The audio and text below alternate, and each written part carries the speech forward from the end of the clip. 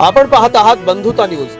न्याय, स्वातंत्र्य, समता आणि बंधुता या संविधानाच्या मूल्यांना अनुसरून पत्रकारिता करणारं पश्चिम महाराष्ट्रातलं अग्रेसर दैनिक बंधुता आणि बंधुता न्यूज नेटवर्क मध्ये आपलं स्वागत आहे। मिरज शहरातील ब्राह्मणपुरी, ढेरे गल्ली आणि कोष्टी गल्ली या परिसरात कोयता आणि तलवारी नाचवत कोयता गँगने दहशत निर्माण केली। एका 4 चाकीसहित 25 दुचाकी गाड्यांची तोडफोड करण्यात आली। घरावर कोयत्याने वार केले आणि दगडफेक करून दरवाजा तोडण्यात आला। या हल्ल्याप्रकरणी संशयित 6 जणांच्या विरोधात मिरज शहर पोलीस ठाण्यात गुन्हा दाखल करण्यात आला आहे। तर सौरभ पोद्दार, कुणाल वाली, वंशवाली आणि अनुप काळे यांना अटक करण्यात आली आहे।